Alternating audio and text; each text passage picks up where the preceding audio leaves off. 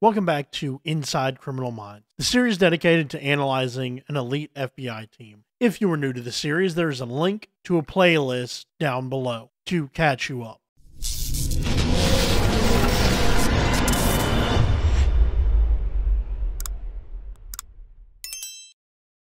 This episode begins with a nice house with one of the occupants sneaking out the window, and knowing this show, this can't end well for her. She sits on a bench and gets confronted by her ex. They have a heated discussion until another car pulls up with the girl seemingly knowing this person. However, it angers the ex, and when he confronts the driver, he gets shot point blank, and she runs to escape, until she stops, and takes refuge behind a tree. But seriously, why would anybody stop in this scenario? Her adrenaline would have been pumping through her, and she probably would have been able to run at least a mile. Anyway, shocker, the unsub catches her, and we cut to the BAU, where Prentice burns her hand on coffee, and just in time for Morgan to notice. And Prentice wants to share, but is hesitant, which totally makes sense. She is fairly new to the team, and doesn't want everyone to know her personally, especially since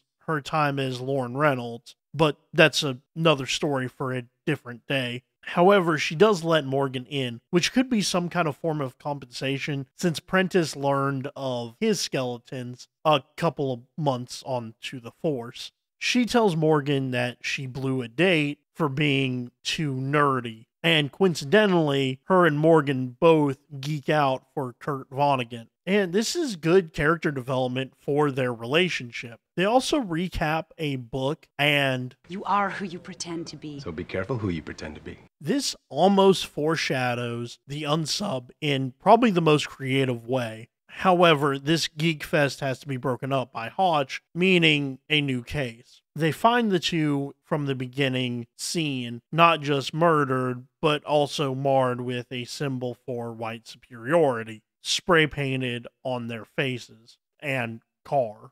And during the meeting, Reid is having some PTSD flashbacks to Tobias's torture. Returning to the meeting, turns out the community is up in arms over this. Mainly a preacher in the community who has taken to the news to get the story out. As they continue to discuss the case, Reid continues to have flashbacks, and this shows how disconnected Reid is currently. This is the first episode after being addicted to Dilaudid, and the fact that he doesn't contribute to the discussion really shows how disconnected Reid is. He is typically more engaged. This was a smart move by the writers. Next, on the plane, they continue to discuss, and when drugs are brought up, Reid flashes back again and contributes for the first time this episode from his experience. JJ then reveals a note that threatened the latest victim,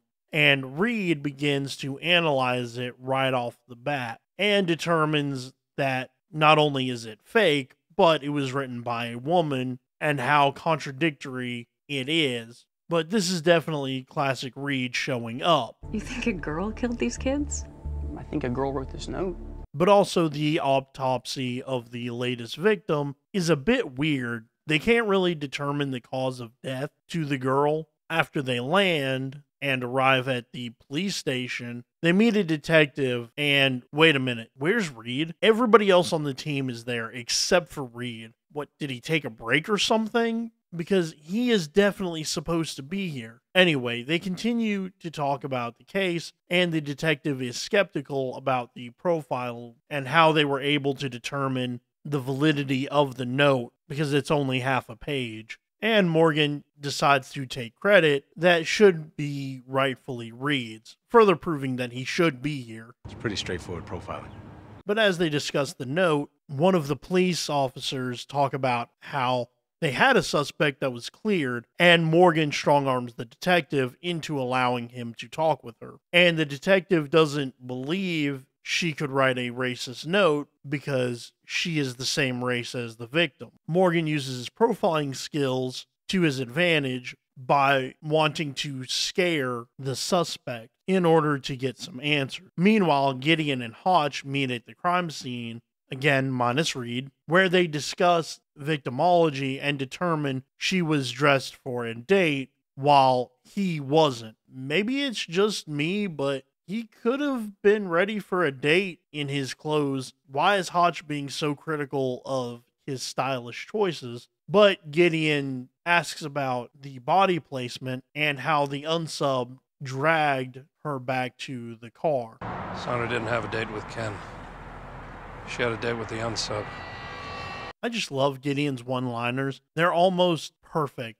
Back at the station, Morgan puts the fear of God into the suspect, with Prentice playing the good cop. And it turns out she was just jealous of the victim after the victim performed at a talent show and everyone gave her all of the praise and accolades that the suspect thought she deserved because she always did well at the talent show. So she tried to put a wedge in between the victim and her boyfriend. And it just so happens that after she threatened them, they ended up dead, which sucks for her. And she actually does admit to writing the note, but Morgan assures the detective that she isn't the unsub. Next, we finally see Reid again, but in the bathroom. That's a bit awkward, but after making sure no one else occupied the bathroom, he shows vials of Dilaudid from his bag and has another flashback, but leaves after Gideon calls for him. Glad Gideon cares now. But Reid delivers the coroner's report to Hotch. Wasn't Gideon looking for him? Anyway, this determines that this unsub has a sexual component, and there is a small flashback with Reid and a somewhat knowing glance from Gideon. I believe this shows that Gideon knows Reid is having a hard time coming back into the workforce. And the fact that it is so subtle shows just how well Mandy Patinkin plays Gideon, because this really shows that Gideon is able to figure Reid out before everybody else, meaning that Gideon deserves to be the leader. And this is just really good with the showrunners. Anyway, the team are able to determine that this isn't a hate crime. This was just a way for the unsub to get the cops off his trail. Next, there is a similar woman on a bench with a similar car. And this just doesn't vibe well with me, because even after all of the news stations covering this story and a certain reverend going crazy over this, he's still able to lure girls away, which is just honestly crazy to me. I just feel like maybe his ruse should have changed even just a little bit. So now the pastor is mad that the FBI is showing up because of a white guy was killed. See, this is how media can control people, because the team isn't motivated by skin color, and it had everything to do with the fact that this is the third and fourth victim. Honestly, I hate people who do minimum research and come to a conclusion. I hate it even more when they front their opinions as fact that could damage someone else. Anyway, JJ has her work cut out for herself by trying to keep him at bay. And only now do they start talking to the families. What? That should have been the first stop. You know how important accurate information is to victimology. Whoa! Whoa! Victimology. All right, they are the experts, and they find out one of the victims snuck out of the window, and that all of the victims were either famous singers, at least in the community, or their passion was singing, which would have been pertinent information at the start of all of this. Once again, things that could have been brought to my attention yesterday! And now they find out about the one girl that was just abducted. Meanwhile, the unsub is listening to tapes he made with the victims, and this scene is pretty graphic for daytime television. Then the team divulge the profile, and Reid gets a great match cut scene describing the similarities of this unsub to Jeffrey Dahmer. Jeffrey Dahmer was once pulled over by police officers for driving over the center line. He had a garbage bag full of body parts in the back seat of his car, but he was so calm and so self-assured that he convinced the officers not to look in the bag. He then went on to kill at least 15 more people. After a while, they stopped using these CGI profiles, and I miss them when they are gone, but they describe everything that this unsub is, including his race, which is a hot topic thanks to the presence of the Reverend trying to make this about racial inequality, which this won't come to haunt the team later on in the episode, especially after the detective strong-arms the mayor to release the profile. It seems like this detective has a few more days until retirement, and to add salt to the wound, they just find out that the latest kidnapping victim is not alive anymore, meaning the unsub is speeding up, which is extremely bad for the team. After the detective reveals the profile, the team helps instruct what they should do, and after multiple ideas are shared, Morgan extends an olive branch to the detective by inviting him to go on patrol. As JJ recalls some of the tip line, Reid disassociates again by remembering what happened in a previous episode, and then a cop breaks the news that they might have the suspect's car and radios it to Morgan on the street. And as the detective goes for some gum, they show pictures of his family to further mark him humanize him to Morgan. And Morgan tries to appeal to the detective by commending him on how he stood up to the mayor. You would have done the same thing. I don't have to work for the guy. I know that was a tough decision. This shows self-awareness of Morgan, but they do discuss the situation that they're in. However, this gets interrupted by a potential for the unsub's vehicle, but once they get close to the target, the car is empty. However, they hear a noise and split up to chase him. And after Morgan clears the ride for being a shuttle, the detective takes a wrong turn and gets shot. And I mean, I get it because the news released the profile, but I mean, come on, man. At least ask for some info on the guy before you just go blasting away. It's not Texas. Shoot off guns, pow, pow, pow, Rambo, John Wayne. Of course, the sound alerts Morgan, who has a standoff with the guy until Morgan is able to show his credentials. Then Morgan orders the guy to call 911, which is good, but you know what it would have been better? Holding pressure on his wounds as well as talking to him. Morgan's shoddy first aid isn't the linchpin that he could have survived, but would have given him a lot of a better chance. Then the guy is arrested.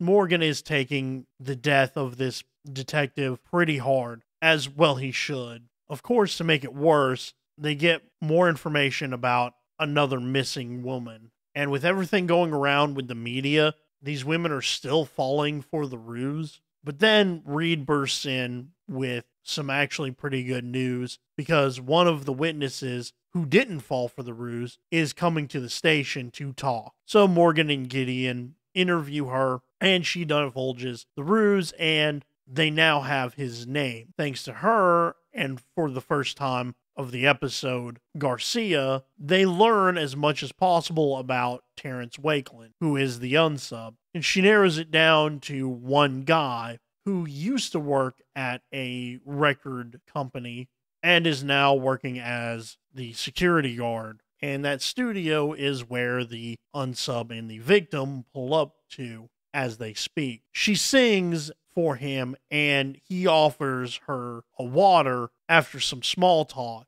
This is when she acts as if she's been drugged, which is definitely his MO. As the police speed to the studio, unfortunately, the drugs are taking hold of her. But before something bad happens, she does actually fight back and escapes, calling for help. In the meantime, Hotch and Morgan clear the studio to find his trophies and the fact that she fought and is probably on foot near this place. This is when she encounters a police officer who tries to help, but the unsub is way too charming and would have gotten away with this if it wasn't for the fact that Hotch and some of the police officers intercept them. And despite fevers running hot, Morgan effectively captures this unsub without firing a single shot. Maybe the guy who shot the detective should have tried this instead of just John Wayne shooting and asking questions never. And speaking of the detective, they give him a funeral that Morgan attends, and Prentice reaches out to him and he shares his pain with her. On the plane, Prentice tries to cheer Morgan up a bit by slipping a Kurt Vonnegut book on the table that she had found at the airport. And this does cheer him up a bit. But then Morgan focuses on Reid, who shares his PTSD, but only slightly as to not raise suspicion. And Morgan gives some good advice, and this is such a great scene for both of them. It's called empathy. And it's a good thing.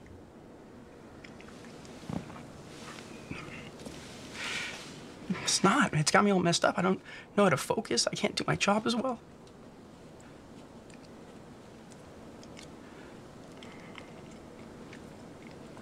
So what do I do? You use it. Let it make you a better profiler. A better person. This episode does what it needs to do. It sets up Reid's problem and gives Morgan and Prentice a way of expressing their relationship in a fun way. Also, the book they quote in the beginning wholly encapsulates the unsub. You are who you pretend to be, so be careful who you pretend to be. A record producer who loses his job as the record producer pretends to be a record producer, but turns out to be a serial killer. Honestly, after Revelation, I always think the next episode is the one right after it, but this series has helped me remember this episode deserves its time in the sun, and how they were able to push Reid to another breaking point with the aftermath is nothing less than stunning. Thank you for watching. If you are curious on what happens to a spy that gets fired, check out my other series, Burn Notice. Link in the description. And as always, please don't forget to like, share, and subscribe.